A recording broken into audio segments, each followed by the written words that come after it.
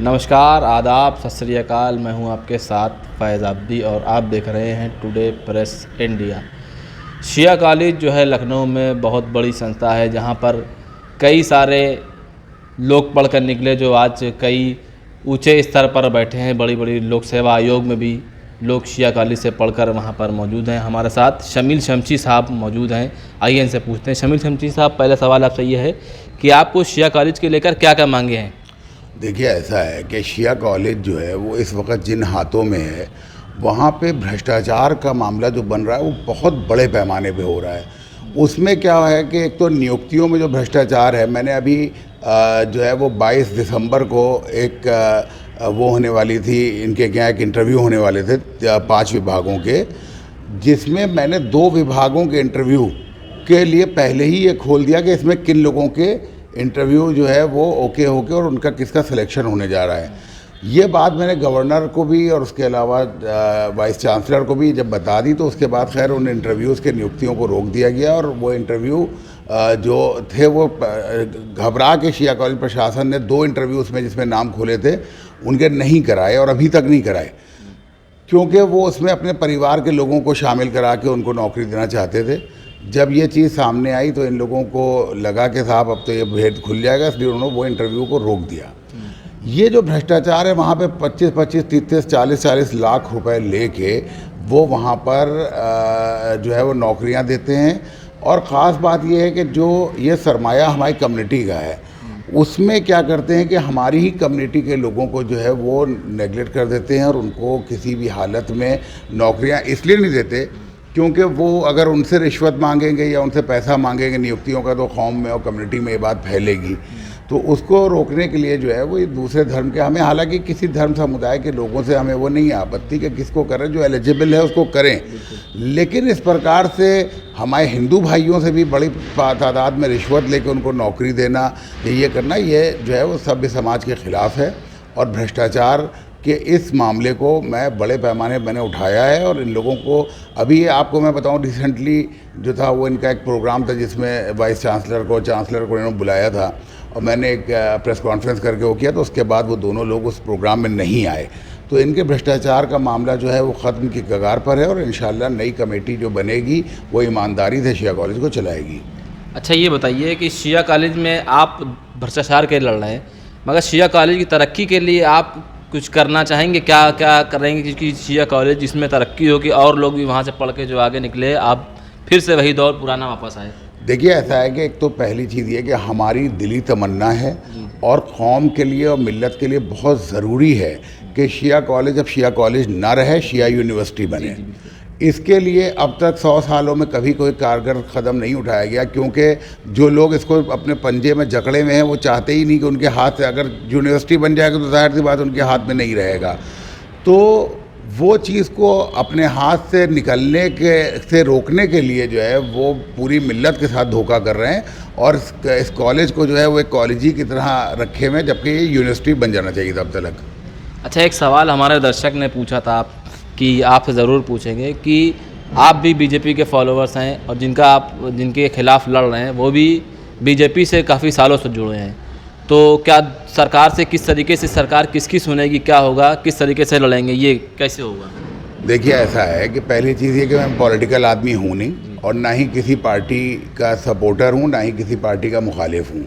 मेरे अपने मुद्दे हैं, उन मुद्दों के ऊपर मैं पार्टियों की मुखालिफत या मुआफ़िक़त करता हूँ।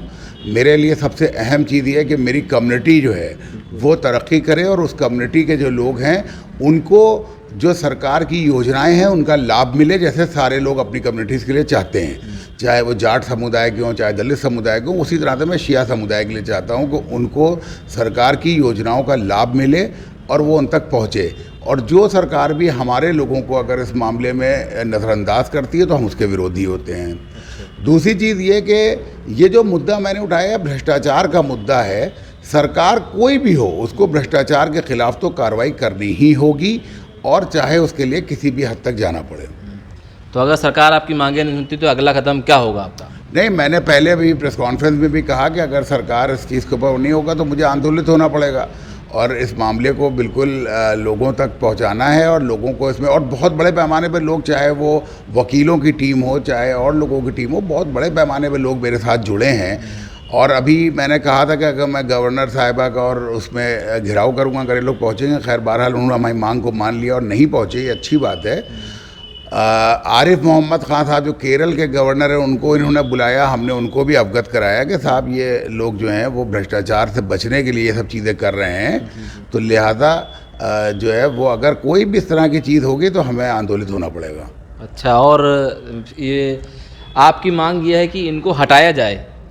सर, मेरी मांग किसी को हटाने के लिए नहीं, मेरी मांग ये है कि वहाँ पे साफ़ सुथरी छवि के और साफ ट्रांसपेरेंसी के साथ वर्क हो।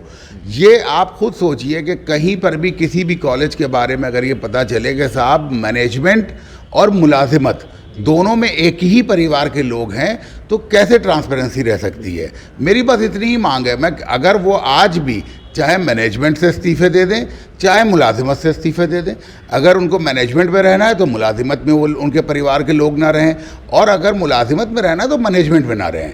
मेरा बस इतना कहना है, अगर ट्रांसपेरेंसी और ईमानदारी से वर्क होना है, भाई एलिजिबल लोगों को नौकरी नहीं मिलेगी, आप अपने परिवार के लोगों को भरते चले जाएंगे तो बच्चों के भविष्य के ऊपर भी बात होगा।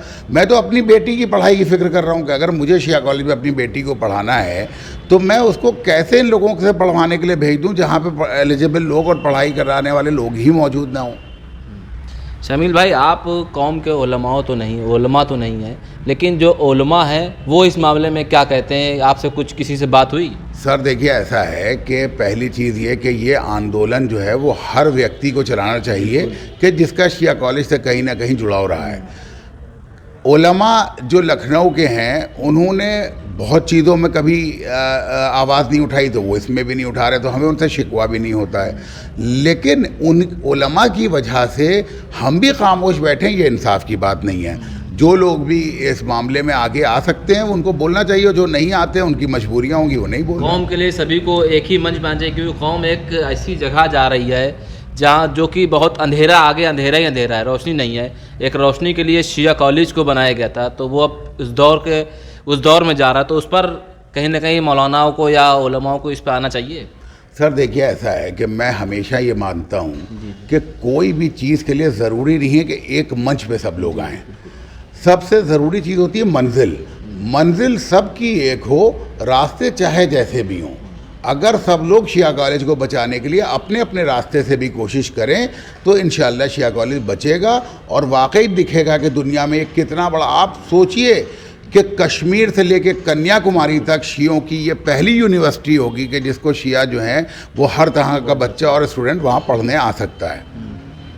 चलिए, ये थे शमील शमशी साहब जो कह रहे हैं कि आने वाला दौर बहुत ही ख़राब होने वाला है, शिया कॉलेज को इस अंधेरे से निकालना होगा। हमारा ये वीडियो देखने के लिए आपका बहुत बहुत धन्यवाद। अगर आप हमारा ये वीडियो यूट्यूब पर देख रहे हैं तो हमारे चैनल को सब्सक्राइब करें, और फेसबुक पर देख रहे हैं तो हमारे पेज को लाइक करें। आपका बहुत बहुत धन्यवाद।